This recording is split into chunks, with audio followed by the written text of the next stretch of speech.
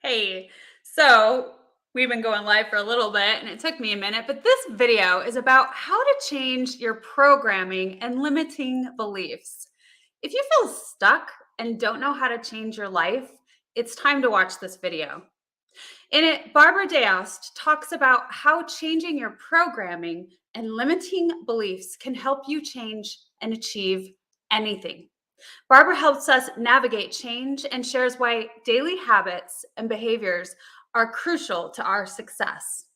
In this video, it's a must watch see for anyone who wants to make a change for the better. Welcome to the Wellness Driven Life Show, and you're in for a wellness driven ride.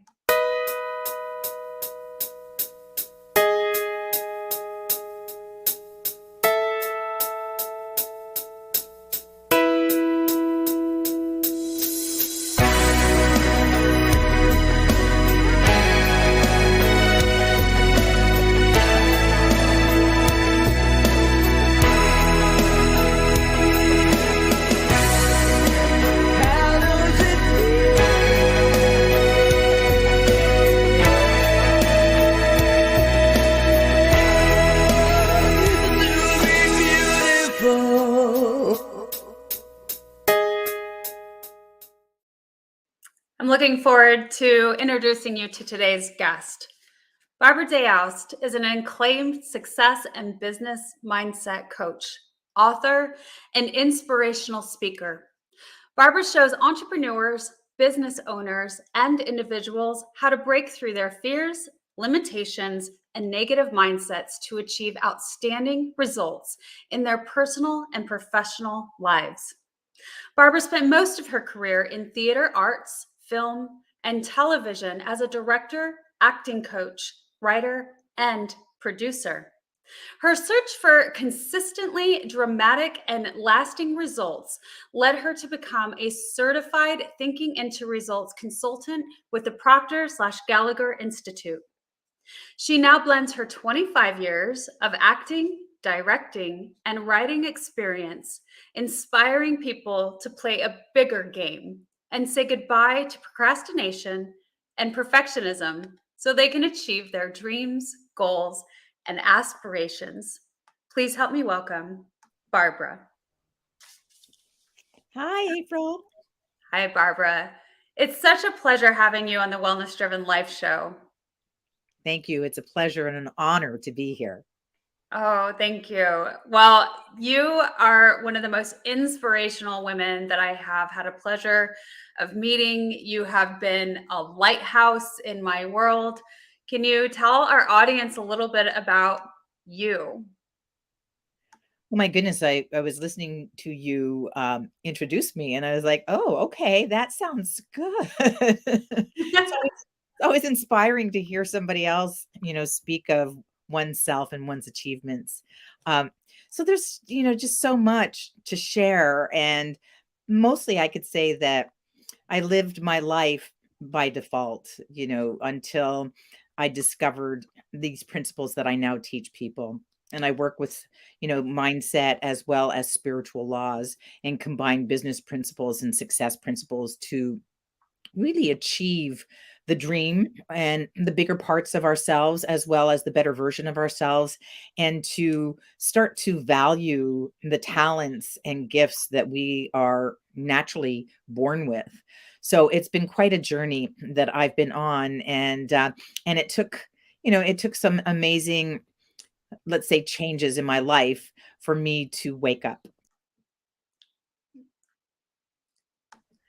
So, Barbara, that is true, and I know that you've talked to me a little bit about that. Can you share with our audience kind of what were some of those changes where you had to really reinvent yourself? Yeah, the reinvention process was quite some process and took quite a bit of time. But essentially, as you said, for 25 years, I was in the entertainment business and I was on a trajectory of, just growing my practice. And I had an acting academy and I worked with a lot of celebrity Mm. young professionals. And I have a master's in directing from UCLA. I ran a theater company in San Francisco. I had a show at the Kennedy Center. I had a lot of success, but it wasn't without tremendous anxiety and always trying to survive. And, Mhm. but at the same time, I just had this passion, like the wellness driven life show is the title of your show, but I was definitely driven. I don't know that it was wellness driven. It was more, you got to do what you got to do to survive. And I Survival driven. Yeah. yeah, I was I was a struggling artist with a struggling artist mentality, not understanding my worth because I was always depending on other people and Mhm. their acceptance or approval of me, which was the way that I was programmed most of my life, as most people are. And, and but along the way, I'm doing the same thing now. I was always helping other people have amazing success. I've helped a lot of people become millionaires or highly recognized. But I wasn't doing it for me, April. Yeah. And it took the, the sudden loss of my husband 2 months before our 25th wedding anniversary for me to go down a different path. And the tragedy, I capsized and essentially closed down shop. I closed down my private acting academy, all my private practice, all the work I was doing on sets, and and decided to just kind of be in my misery, just really be miserable. And then after that, I found his mother dead, and that was just a year later, and then my father died, my best friend died, my brother-in-law died jumping out of a plane and his parachute didn't open, and then my cat died, and I was just really a puddle on the floor of, what is going on and what is happening to me in my life. So I was really a victim, of the circumstances, and went on a journey. And I really went on a soul journey to discover why was change so complicated. And I studied in a master's program in spiritual psychology, as well as I certified in a law of attraction success academy. And then it was in 2013 that I met Bob Proctor and became certified as a thinking into results consultant. And that's when all the pieces started to come together, where I could really see that, I mean, these other programs were very beneficial as well, but I was there. I had no intention of coaching or consulting. I just had the intention to heal myself. And through these other processes and programs, I started to work with people, but I started to feel better about myself and I started to apply and walk the talk, and really commit to the journey of mastering these life principles and concepts versus just being a teacher telling everybody else what to do. And then I started to see new results in my life and realized that I had spent most of my life seeking approval outside of myself rather than really designing on the inside and listening to who I truly am and shifting the programming that I grew up with and my life experience of programming and altering.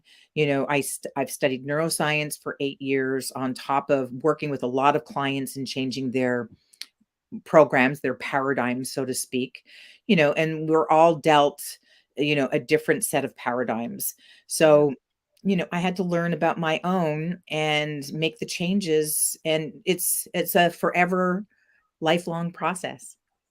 Oh my gosh, it is. And Barbara, you went into so many things there, and there are very few people who have experienced the massive amount of grief that you have experienced, back to back to back to back. And without going too far back or into too much detail, I mean, I would love for you to describe a little bit about, where you were, because I feel like that was really where you had the biggest shift, you know, after the loss of your husband and then all of these family members and eventually your cat. What was that experience like for you? Well, I have to say that, it really wasn't at all pleasant. You know, I drank myself into a coma every night for about 3 years. Mm, I was what's called and considered passive suicidal. I had what's called situational PTSD, witnessing my husband. My husband was diagnosed with fourth stage lung cancer on May 5th and gone 3 weeks later on May 31st. So it was a very traumatic experience to witness. And then I witnessed my father passing in front of me, my best friend passing in front of me, and finding my mother-in-law, as I said. And there was really a lot of brain chemistry. What a lot of people don't realize is for people who are grieving, um, grief depletes our serotonin levels in our bodies. And if you don't have serotonin in your body, it's very challenging to find the happy factor.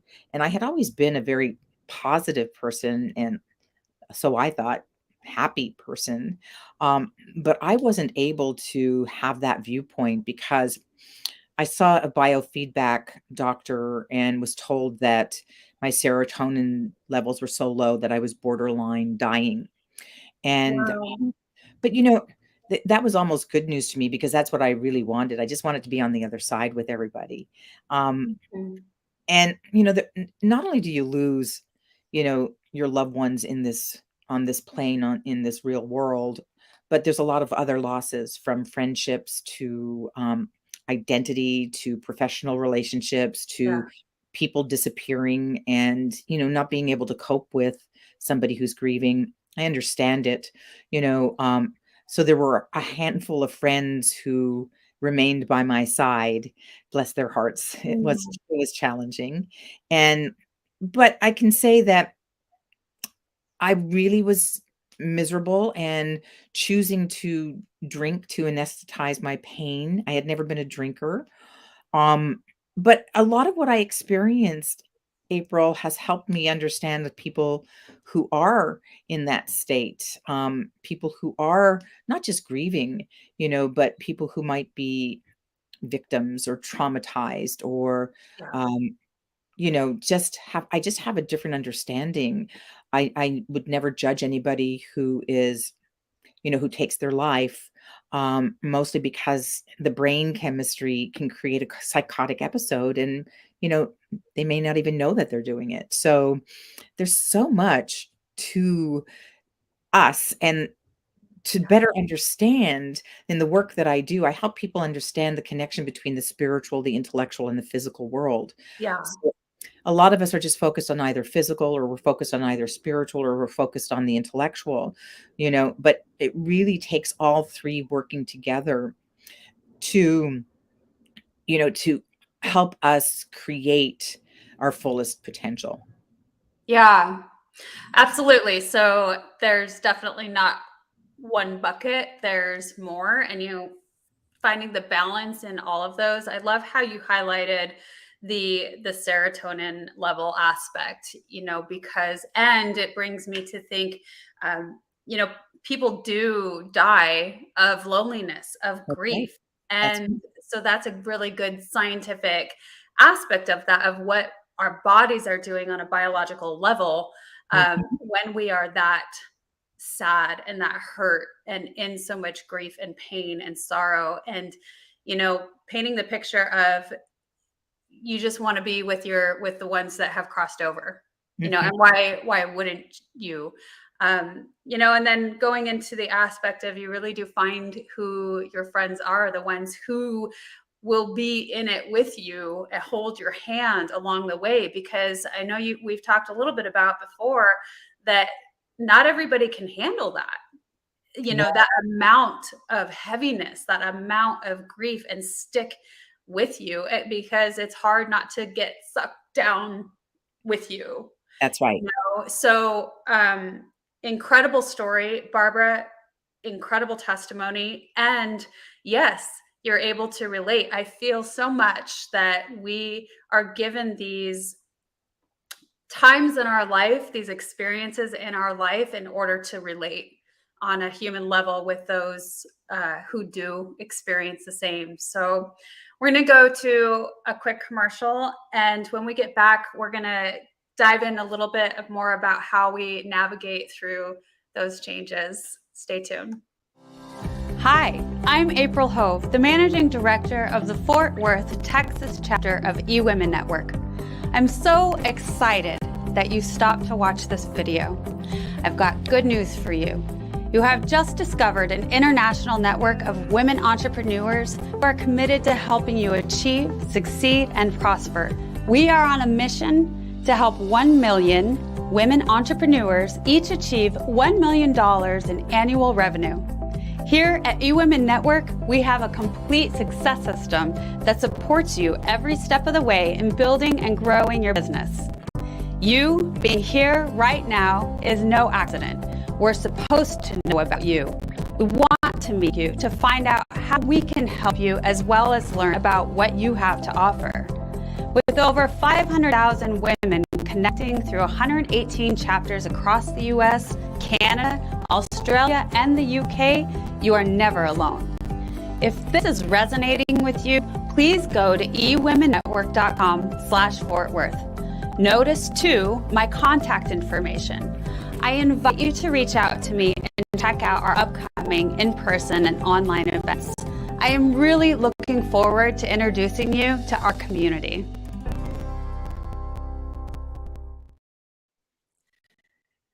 So let's talk a little bit about, when we're so deep into a grieving time, things that we get to do to navigate ourselves out of that. What are things that help rise those serotonin levels? Yeah, that's a really good question. It's challenging.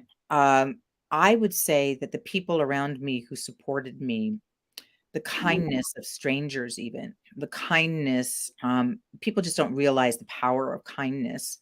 Yeah. And I had so many gifts given to me from a handful of people that truly, April, I felt obligated to stay alive. That's a good, you know what, Barbara, that makes a lot of sense to me.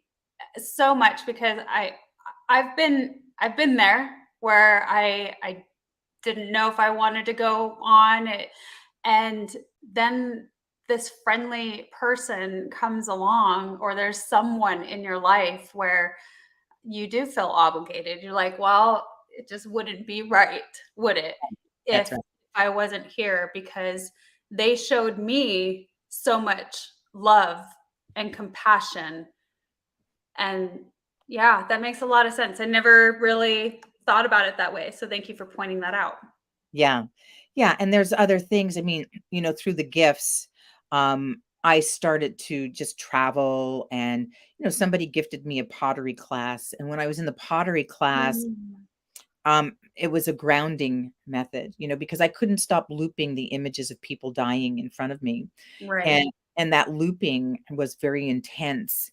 And no matter how much I tried to do brain control, mind control, meditate, any of that, the biggest form of meditation for me was to be on a potter's wheel and just watch the clay go around and around and around and around. Mm. And I had lost my memory.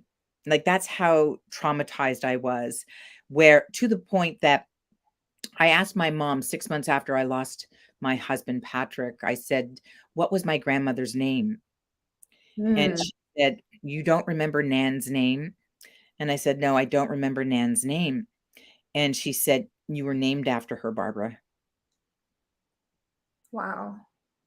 And so I realized that, my brain was doing some pretty bizarre things. And Yeah. when when I was doing the meditation on the potter's wheel, I finally started to have memories again. And my memories started to come back. And one of my memories was when I was like 8 years old, and I used to go out to the river and dig for clay in the water. And I would make little teapots and paint them the color of the rainbow. And when had this memory on the potter's wheel, I was making a teapot that I ended up painting the colors of the rainbow.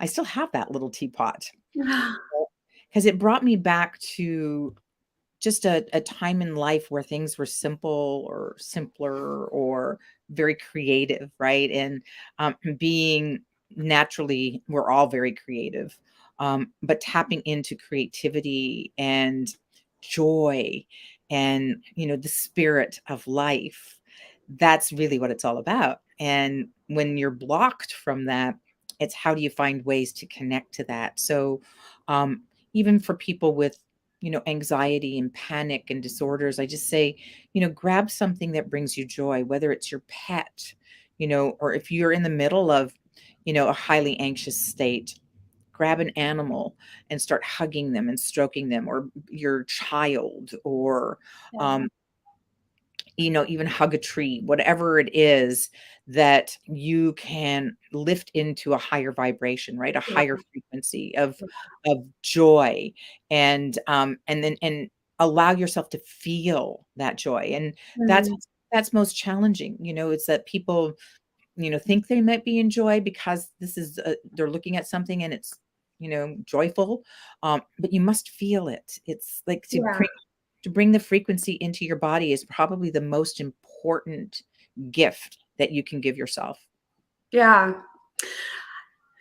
Yes, the feeling. And so those are all really great tips and all absolutely raise those serotonin levels. So I love the way that you describe the meditation of the pottery, because it's not only just going within and having the creative aspect of our mind, and especially that's challenging when, like you said, all I'm seeing is dead people rolling over and over in this continuous loop. And that pottery wheel gave you both the physical aspect, so the feeling of what the clay and the water feels like in your hands, as well as the sight of just that spin, spin, spin, kind of like the flame.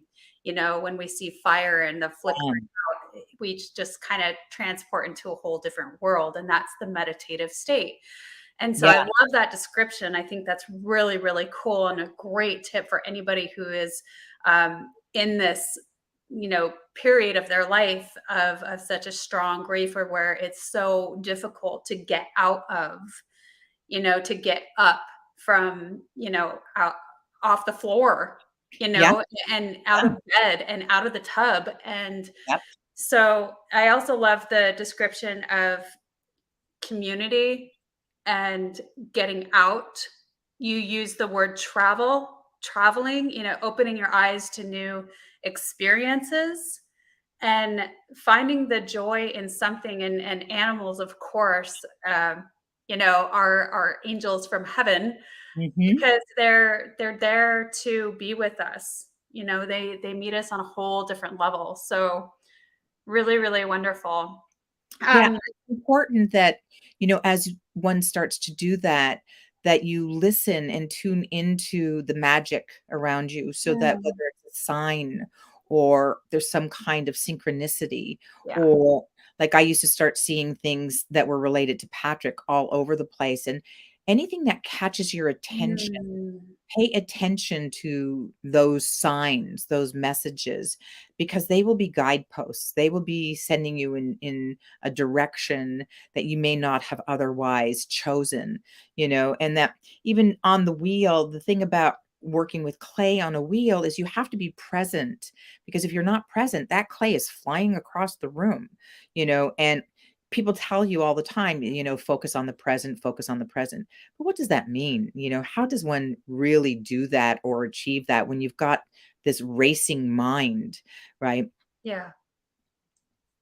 I think also, going back to when well, I want to hop a little bit actually into, you know, when we talk about self-image, how we feel about ourselves.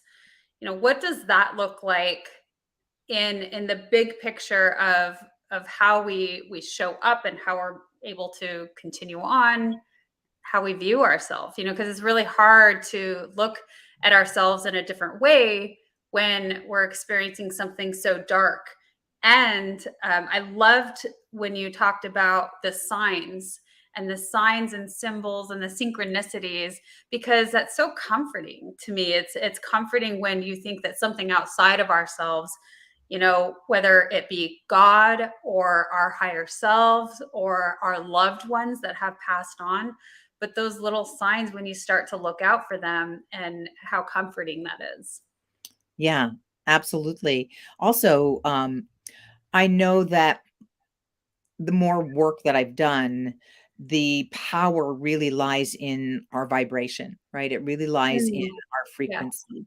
And it really then to grow the frequency within us, you can't the mindset of somebody earning $50,000 a year and the frequency is not the same as somebody who's earning $500,000 a year. It's a feeling place, and to access Mhm. that feeling place is to really break up with your old self. And so how do you break up with your old self? And that self-image piece is really the battle you're having within and the innermost dialogue that you don't tell and share with anybody, from imposter syndrome to feeling like a fraud to feeling like you're not enough. All of that is just programmed and hardwired into the brain and neural pathways. And to create new neural pathways and roadways is really the work here. And to do that, one must implant, embed, over and over and over again, a new idea that then becomes a belief, because a Yeah. belief is just a thought we have over and over again that we accept as truth. So if we've grown up with the concept that you've got to work hard for your money, we're hardwired. It's in the neural pathways. And so the brain is going to go looking for the evidence that it is hard to earn money, because it's already in that groove. It's already in that program. And most people are not even questioning the program. They're not even questioning their identity and their self-image. And even when I was working alongside celebrities in the entertainment business, my self-image, I thought, was strong and confident. But when I think about it now with what I know, my self-worth and my self-value, I mean, if I told you what I was making then alongside these celebrities, it's like, that would be different now. And because I understand self-worth and self-value, and I understand the concepts and the principles of how to achieve an identity outside of the one you're already identifying with. Right. That comes down to a lot of choices, a lot of design, and then allowing yourself to feel like, so for example, when I first started with Bob, I wanted to work in corporate, and I had never worked in corporate before. So having had been an acting coach, I dressed in what I thought was corporate uniform clothes. I bought my first pair of pump shoes, and I got to my desk at 9 o'clock in the morning, and I pretended. I pretended that I was working with CEOs. And within 2 weeks of that, I was giving a talk somewhere at it was at New York Life, actually. And this man comes up to me and he said, I'd like to, talk with you. I'm a CEO.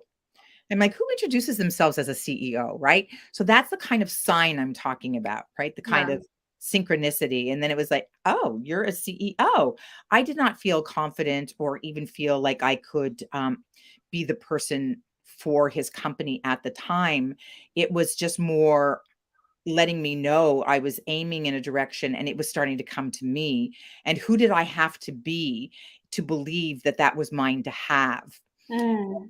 And when we're ready, it's sometimes, it's getting ready to get ready to get ready. But it's, if you listen to, universe has brought you this opportunity, then who do you have to be in order to create and to manifest it in a way that it actually becomes a part of your life? Oh, wow. That's deep. And you talked a little bit earlier about self-worth. So when we come back from this commercial, let's dive a little deeper into that. Stay tuned. With key ingredients supported by over 80 clinical trials, the exclusive formulation of the Bella Grace Collagen Elixir is changing lives everywhere. Ingesting collagen peptides alone is not very helpful. This is where most collagen products fall short, and where Bella Grace changes everything. Unlike other collagen products, the Bella Grace Collagen Elixir controls the gene switches which activate collagen creation and disables the enzymes that break down the matrix. Bella Grace Collagen Elixir contains Verisol, the world's best and most clinically studied form of collagen. These elite collagen peptides influence the skin's collagen metabolism directly from the inside. Nature's most powerful antioxidant. 6,000 times more potent than vitamin C Astaryl astaxanthin prevents the activation of gene switches that drive inflammation and activates the gene switch responsible for cellular repair and longevity, forming bridges across cell membranes, protecting them from free radical attack. Amazonian cat's claw suppresses the enzymes that degrade collagen and our skin matrix caused by oxidants and inflammation. It simply turns the switch off. The world's most studied collagen, plus activating the genes that make collagen, plus switching off the genes that break down collagen, has resulted in something the world has never experienced. The Bella Grace Collagen Elixir. Start your 30-day Bella Grace challenge today.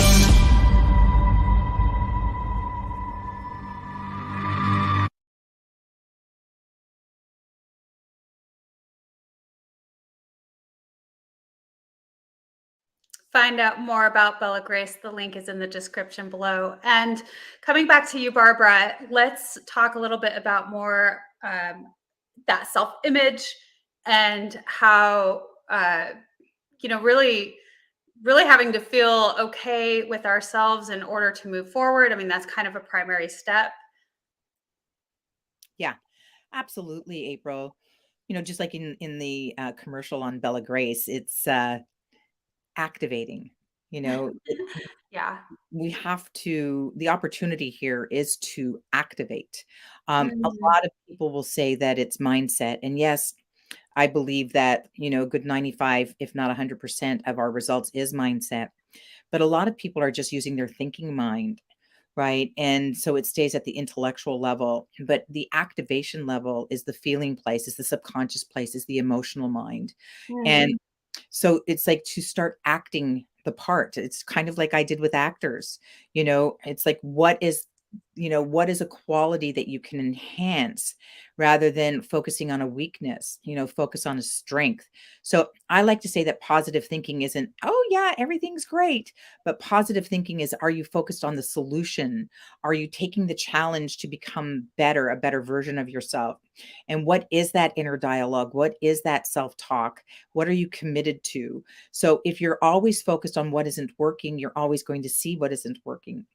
So I work with clients, around that inner dialogue and that image. And what is something that you can wear that makes you feel like I never, ever wake up and coach a client in sweatpants or PJs or a house robe.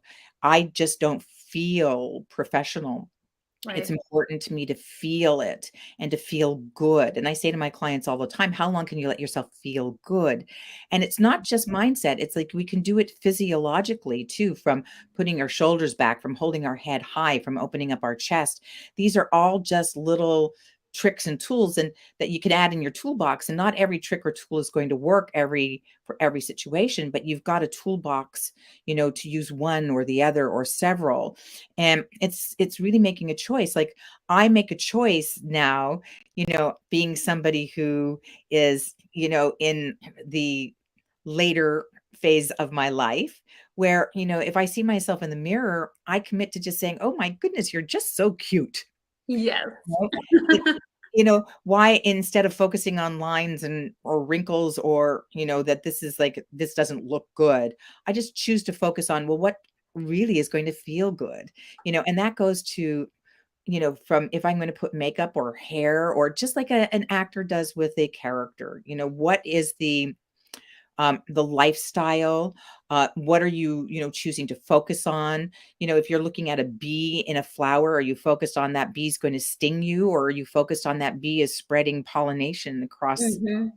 and as a result, we have more flowers and, more life. It's really, but we're so hardwired for negativity because the brain is hardwired for threat.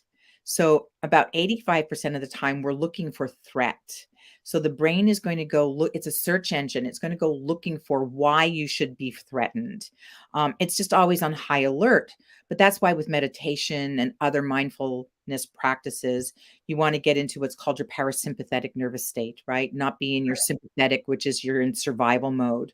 But most of us have from caveman days, right, transferred the jungle to the city of jungles, right? So that we're still looking for the lions, tigers, and bears. And every time that something bad happens or we think it's not going in our favor, but I just say to everybody, everything is happening for you, not to you. And when you see it's happening for you, then you can look at the contrast and you can look at the what might be considered negative as an opportunity to flip the switch and to start looking, use your brain as a search engine and ask the question. I work with what's called presupposing questions. And you start a question with why. Why am I so successful? Why am I so abundant? Why are things working out for me? Why why am I attracting ideal clients or customers or opportunities into my life? And don't answer it with your conscious mind. Let the brain go searching, because our driver is why, not how. And most people get stuck on how. And as soon as we go to the how, then we're going to continue playing a small game based on the identity we already have. So to break up with yourself, it's like Joe Dispenza says, break up with the habit of being yourself means, cut the ties to the past, cut the ties to the relationship, cut the ties to everything that you know. But that's not exactly possible for all of us. It's just what are baby steps, Yeah. that we can start to take? What's one habit that we can change? What's a word or a theme that we can associate with? It's all about association. Like my word is elegance, and it's important to me to show up elegantly, to think elegantly, to be elegant. And that means even elegant thoughts toward myself. And then from that place, or even who do I admire? Because your personality is your personal reality. And that's based on your habits, behaviors, your thinking mind, and how you act, who you are being. So I say to people, you don't get what you want, you get who you are being. And in the present moment, that means in the present moment, are you focused on, a negative past and a worrisome future? Or in this present moment, are you focused on the things that have worked in your life and the lessons you've gained? And are you creating future memories that you want in your life? Oh my gosh, Barbara, you just gave so many incredible uh, little tools to use for people. I don't even know if I could keep up a rehash on all of them, but I want to go over a few of them because just brilliance. You have brought so much to the table. And so I want to go from, the beginning where you talked about just this little choice of how you show up and how it makes such a big difference. Like not wearing sweatpants in this world where like we're in front of the screen so much and we're working from home, and even going out to go shopping, the choice that you make of how you are showing up for yourself and others is a big deal. And I've read a lot of things about how successful women, they put their makeup on every single day because that's what they want to present to the world, because that's how they want to be seen and how they want to feel about themselves. And those are you just brought so many great tips. Yeah. We're all going to have to listen to this over and over. But, and April, just on that note, I mean, if somebody feels good in sweatpants and somebody feels good without makeup on, as long as they feel good, then there's no right or wrong here, Absolutely. It's Yeah, whatever makes you feel good. That's the most important thing. I love that. And one way that I like to describe it as, when you really think about physically taking one step forward, what are you walking into? Like, what future you are you walking into? And so that's really cool. And you're correct. It's what do you love? Because we each individually have different thoughts of what our perfect world is, of what, if we could wave a magic wand, what does that look like? And it's not going to be the same for everyone. And that's what's beautiful about it, is because we're all different and we all bring the world different qualities and areas of light. So, and speaking of, I'm going to add in some photos that we have of you. So we've got a little slideshow. And let's talk a little bit about this, Barbara. This is a picture of you graduating. Tell us about this. Yeah. This is me graduating in 1991 from UCLA with my master's in directing. I really thought that I was going to be a university professor and have some financial stability in the world of theater. And I did apply to over 250 universities and did not get one response. Oh, This wow. is after I had already had a theater company, after I had already had a show at the Kennedy Center. I had had some success, but I could not be hired. I could not be arrested anywhere. But that's my late husband and my late parents who, my father was one of 14 children and he went to grade 7, and my mother was one of 6 children and she went to grade 6. So it was really important to me to feel educated, and that was a driving force. They were very, very smart people, but and happy people, but lacked education. And so their world was much more safe than the world that I wanted to play. Mm. Yeah. And so here I am with the Olsen twins. I was the personal acting coach to the Olsen twins for 10 years. So after I told you I couldn't get arrested as a teacher in the university system, I was at a loss. I just didn't know who, what. And I worked at a talent agency and I was miserable, just miserable. So somebody introduced me, to this opportunity, and it was a really bizarre um, situation of where a producer, a teacher at UCLA who was a producer, told me to go see a psychic, and I was like, Mm. "What?" And he said, "Go see a psychic. You need some, direction." And I'm like, "What?" And and so I went to the psychic and she said, "There's 2 girls in your life." And I said, "No, there aren't." And she said, "Yes, there are. There's 2 girls in your life." And I'm like, "No, there aren't." And 2 days later, I got the interview with the Olsen twins. Barbara, you really are this testimony of resilience in life. I mean, having over a few hundred no's is incredible, ending up with working with the Olsen twins. And yeah, that's an incredible testimony of resilience, I would say. Yeah, thank you. Thank you. And I was able to travel the world with them and direct their Mm. animated series and direct one of their music videos. And, so I was really, again, on that trajectory of directing for TV at that time. And my contract with the twins ended. They were off to university. And then that's when my husband died suddenly. So that's kind of where the whole rug was pulled out from underneath me. And this is Patrick. Well, and definitely as life is, oftentimes it's this roller coaster Yeah. where you have those extreme highs and those extreme lows. And but what I would say about that is it's always ever changing. Yeah. Always. Well, and again, it's like the miracle of life, the cycle of life, the like you said, the roller coaster of life.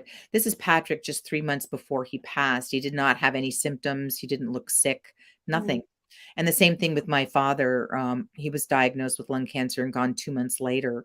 It was just all very, very sudden. So, when people tell you to really give a big hug and remind everybody how much you love them on a daily basis or as often as you can, because they're here right now. Yeah. Yeah. Oh, give me chills, lady. Okay, so this is a product of your experiences. I wanted to really leave a legacy to my late husband because of how much I loved him and what an amazing person he was. And this Mm. was a book I just couldn't stop writing. I'm not a writer. I do not claim to be a writer. I'm an author because I've written a book, but I just had to get this out. And it's our love story, as Mm. well as the loss of all my loved ones, and then how I was able to navigate the waters, so to speak, back Yeah. to um well, back to life in a way that led to a new self, right? And Yeah. that new self is really about my true self, Uh, not living someone else's life or not living for someone else, because really Patrick was the one who, and I didn't realize how we were pretty independent, but I didn't realize how codependent I was, because he was the mm, one who always reminded me of my value. I didn't, yeah. I didn't seek it from anybody else. And so um, when that source was gone, well, I had to face it on my own. Yeah. Perfect. I didn't know it was possible, but I have tears in my eyes. Oh, It's not like I haven't heard this story too from you, but I think I just came to this profound understanding. And I love your title, True Love. That's the love you experienced with him, true self, and really learning that journey to self love. And so, so beautiful. thank So you. beautiful. I'm not supposed to cry on my show, dang it. Okay, and then we go into did a collaboration? Yeah, so I'm in this book called 15 Stories, One Bob. So I was selected to be one of 15 people to write about working with Bob Proctor. So that was quite an honor. And my chapter is the first chapter in the book, and it's called, A Battle Between the Old Self and the New Self. So that's really the journey, that I see. We're always creating more in our lives, but is it what we want? And to be in the Mm, identity, how do a lot of people say they want to be millionaires, or they want to have, their fantasy of, being able to travel the world and all of those things. But again, it all comes back to, who do you have to be, in order to start feeling that match, being a frequency, being a match for that frequency. And it doesn't start with hanging out with people who already think the way you think. right. you know it's really, you've got to, the opportunity is to, hang out with people who are like-minded in terms of growth, but can pull you up. And how do you change your consciousness with what you already know? So we're really not our minds, right? There's that higher part of ourselves, and most people are trying to change their world with the mind they already have. And that's kind of just a lateral move. You're going to get 1%, 2%, 5% growth. But if you really want to go after the dream, it's about going outside what you already know, getting outside that comfort zone, getting outside that identity, growing into, Yeah. the unimaginable. So I tell people that I work with, that it's the invisible side of success. When you start to create the images in your mind of who you need to be, and start feeling that frequency and doing whatever you can to feel that frequency. If it's abundance, then start finding abundance in your life, whether it's looking at trees, bring that feeling and that emotional piece into your body and Mm, start to really activate. That's why, like, an actor builds their character, right, through the thoughts that they have, through the actions and the feelings that they have, through the costume that they're wearing and the belief systems that they develop. And that's why somebody who is a certain person can become a completely different character, all based on, living and breathing and devoting themselves to the characteristics, right. of the character. And really good actors are those who believe they are the character, that they are one with the character.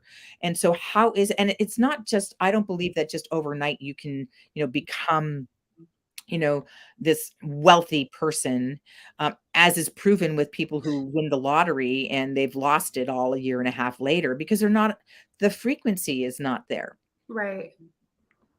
Yeah. Well, I'm gonna go to our next commercial so I can grab a Kleenex because I failed to have them at my area here. And speaking of your incredible books, I saw that Les Brown did a forward to that, and so we're going to one of his commercials. Stay tuned. Woo! Hello, everyone. I am Kim Jacobs, the host of The Kim Jacobs Show, and you all know who's right here with me, Dr. Les Brown. How are you, Dr. Brown? I'm blessed and highly favored. Ladies and gentlemen, This is a time you want to give yourself a competitive edge. If you got a message, you have some knowledge or experience, a story, or if you want to do something adventurous and exciting with your life that can increase your credibility, expose you to millions of people, I'm encouraging you to have your own talk show.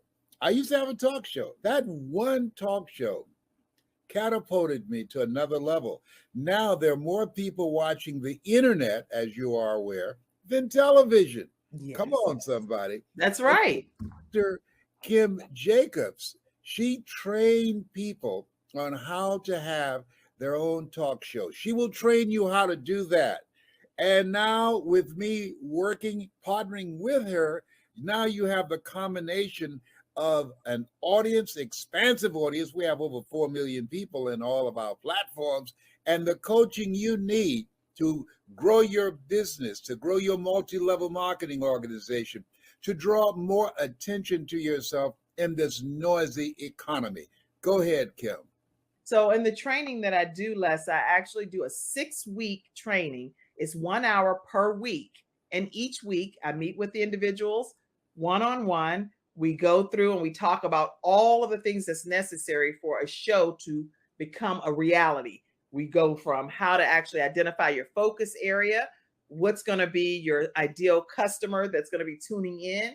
We'll talk about how to get guests, how to get sponsorship, how to go about getting your lighting, your branding, and your banners, and everything that you need to know. And guess what, Les? They own their own content at the end of the day. And that's exciting. Now, if you're ready to create a shift in your business and in your life and increase your cash flow, I want you to go to KimJacobsConsulting.com. It's right there on the screen, KimJacobsConsulting.com. You know, people say opportunity knocks on every door. Right. No, opportunity stands by silently waiting for you to recognize it. So I want you to recognize that this is a time for you. This is an incredible time to have your own talk show. It establishes a level of credibility. Yes. And by being exposed to people on a regular basis, it allows you to strategically begin to impact and attract your audience. She can take you in a place in yourself that you can't go by yourself. So go to KimJacobsConsulting.com. That's KimJacobsConsulting.com. Did I say KimJacobsConsulting.com? Yes, you did. Very good. Make sure you go there and sign up for the coaching, and we're looking forward to working with you. You have something special. You have greatness within you. That's my story, and that's Kim's story, and we're sticking to it. Bye for now. Bye-bye. He's so great. He is great. And, you know, I got to give such huge shout outs to Kim Jacob, who was my coach for this show. And, you know, Barbara, with you being in, you know, the theater world and producing, et cetera, the importance, I feel, of really putting yourself out there, sharing your story, sharing your light with the world, and the importance of that, especially nowadays, is you know, transformation at its finest, I would say. I think, could you tell me a little bit about that? I know we don't have a little bit of time, but what is it that draws, you know, people to the stage, you know, and sharing themselves? And I think it is them seeking that transformation. Yeah. Well, you know, I often wondered because even when I was a young performer, I didn't really know why I even wanted to perform. You know, and then with my acting academy and with all the actors that I worked with, I really, again, it for me goes to the feeling place, because when you're on stage, you're accessing emotions and you're giving permission to emotions that a lot of the time we're suppressing. So whether it's anger or ecstasy or jealousy or bliss or whatever the feeling is, what happens is that the body then starts to feel alive. right? Yeah. Because there's adrenaline running through our veins. And then if we're responding to somebody else and there's a connection, and then there's a connection with the audience, and then there's being a vessel to the message that we're delivering. And, it's not just, at one time, you'd hear people saying that, oh, actors just want to be loved, or they just want to be seen, or I think it's way beyond that. I think it's really we're giving others the opportunity to feel. We're giving other people, the opportunity to grow and express. And there's nothing like that adrenaline of, all the cells in your body, and the fluids in your body, and the connection between your mind and your body. And then, and being alive. That's what I think. It almost becomes an addiction, you Yeah. know, to that feeling. Well, I think that you are responded to a little differently too when you're on the stage. I think Yeah. that the audience responds differently when you're in this acting um, position, and let's say it's a drama and you're crying and you're experiencing this horrible thing, and if we did that in front of our family members, they might be like, what is wrong with you? Whereas when you're on the stage, people feel into that emotion differently. And I'm not exactly sure why that is, but there's something different about it. Yeah, there's permission. It's a vehicle of permission, I Yeah. really feel, and even like my sister, who's much more of an introvert than I am, said to me recently that, when she dresses up for Halloween, she feels a freedom, Yeah. Same right? thing. Or it's like I have a class, I have my Thinking into Results program that I do with Bob Proctor and Sandy Gallagher. And, when I lead my groups through, again, it's more of a goal achievement. It's a big, going after a big dream, and people get phenomenal results. But I also have another program called the Code to Success, where I have people act out what's called their end scene. So if you're the star of your movie, what is that end scene? What does that look like? And you're the director, and what are you wearing? And if you're dressing the set, what are the props that you see there? So really filling in the images, right? So that you are the star. And in Mm. that, I've had people, there was one woman in my pilot program who was a cosmetologist who always wanted to be an artist. And at the end of the program, I had everybody write a 2-page scene. And in her scene, she was at an art gallery, and everybody, in the class took on the parts of, seeing her at the art gallery. And she said, and it was all on Zoom, April, and she set up her, in her background, her artwork that she had been working on. And somebody was an agent, and somebody was the gallery owner, and somebody else was her, her boyfriend, and her sister who flew in from New York and all of that. And, and shortly after that, she got the courage to give up her cosmetology business, sold all her equipment, and I Wow. kid you not, a year later, she has now been seen in over 10 galleries. Oh, that is so cool. And that's a beautiful story of that, of the realities that we can create, right? And giving ourselves permission to be who we really want to be. And I think that the practice that you had everybody do in writing out their scene is really like this waking meditation almost. It's going into this state of creativity that that's how else do we create our realities. We have to be in that creative state. So that is really, really cool. I love that you do that with people, and I want to make sure that our audience knows how to contact you, because well, if they're loving you as much as I love you, then they're going to want to know how to reach you. So I have a couple down here, and there's going to be some more links in the description of this video below. And we have www.barbaradaoust.com, also www.thecodetosuccess.com. Are those the correct ones, Barbara?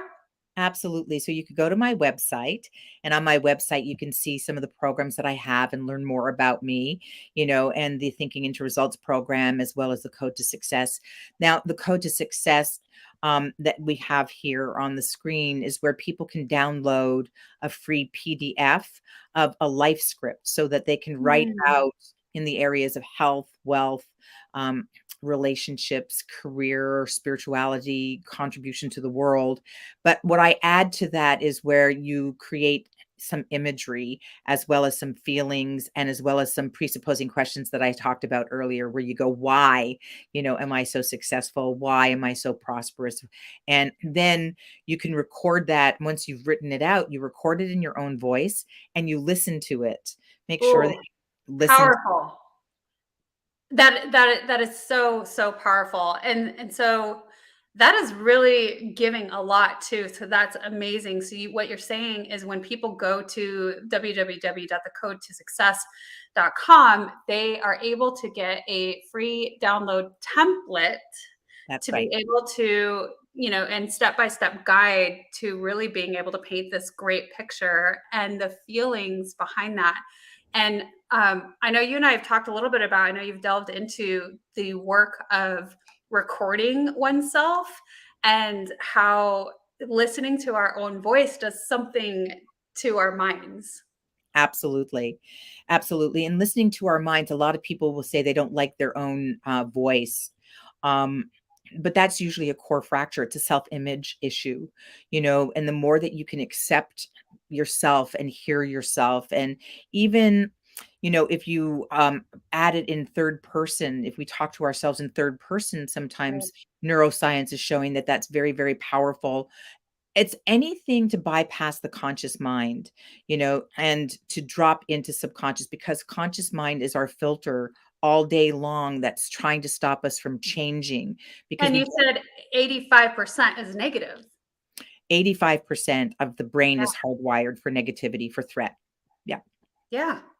Yeah, so those are really, really good tips and tricks. Speaking in the third person, and tell our audience again how you want to speak to yourself. So say we start a recording in our own voice. What's the terminology? You said, what would it be like, or tell me again so I don't say it wrong. Right. So the presupposing questions, right? The Yeah. why am Yeah. I so successful? Why? Because again, the brain is a search engine and you don't want to answer it. You want to let the brain discover it, Yeah. and to be focused on what is working. And then in the script, the code to success script, it's write it in present tense, because again, we don't know, subconscious mind doesn't know the difference between the past, the present, or the future. And this is a form of what's called imagined reality, right? There's like so many studies done, April, where, Mm, you have a group of pianists and they're playing the piano and a certain part of their brain lights up. And yeah. then you ask them to visualize the same piece of music and the same part of the brain lights up. They've done studies with Olympians in Moscow, using visualization on top of practice, and which, they've had, different groups divided up. And the group that uses visualization on top of the practice is more often than not the group that gets the most gold awards, right? Gold medals.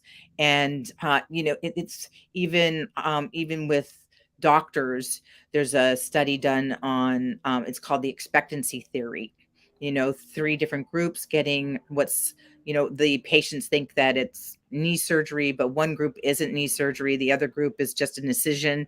And then the other group is actual knee surgery. And they're showing that the results are pretty much the same in all three groups Like a based. placebo on knee surgery. That's right. That's right. Yeah. Yeah. Yeah.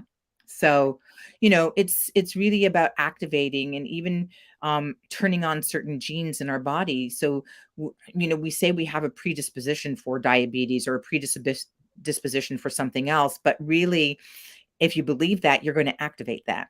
Yeah.